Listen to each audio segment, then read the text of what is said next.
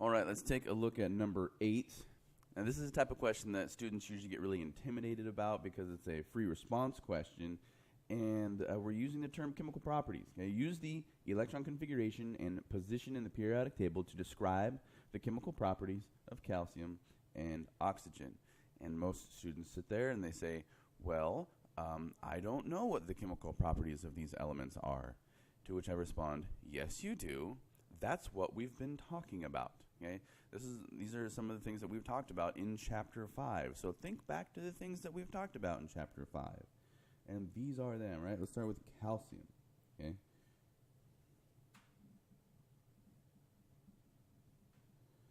Calcium, looking at the periodic table, okay, I see that it is in group 2. Okay, it's group 2. That makes it an alkaline earth metal. Group 2, alkaline earth metal. It's got an electron configuration of, let's see, most recent noble gas from calcium would be argon.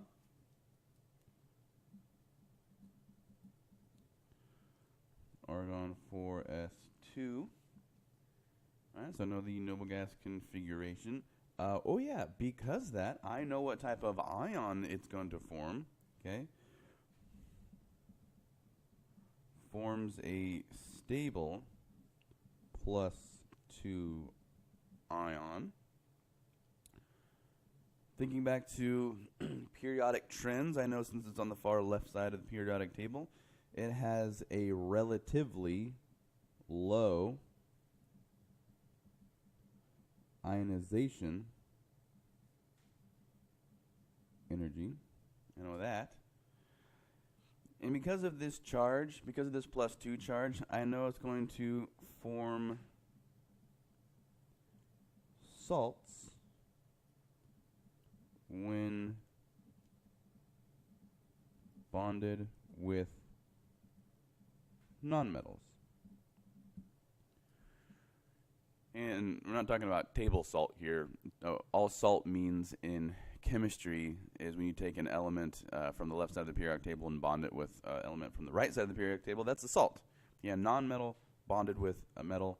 And the reason you guys associate that with table salt is because table salt, you guys know, is sodium chloride.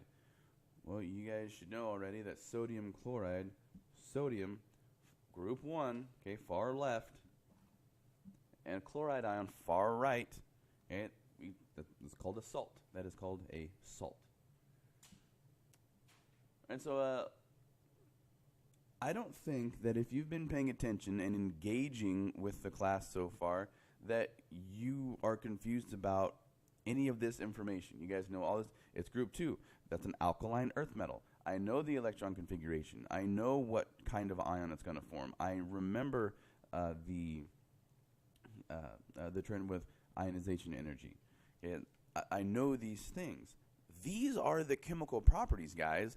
This is you being able to describe what these elements are like.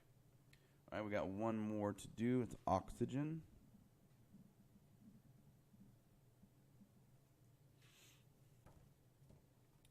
Oxygen over here, group 16, aka main group 6. The most recent noble gas from oxygen is going to be helium. Remember that, so it makes it a little bit easier to write that electron configuration, which is helium. And we're going to go through the 2s2 and then 2p4. Okay, for that electron configuration. Oh yeah, didn't write down that it's group 16. I know that it is a non-metal, and it doesn't fall in the same group as a halogen or noble gas. Not a special non-metal designation. It's just a typical non-metal. The fact that it is in group 16 means that it forms a stable 2+ ion. And being on the far right side of the periodic table means it's going to have a relatively high, let's see, what are the trends we went over? It's going to have a high electronegativity. It's going to have a high ionization energy.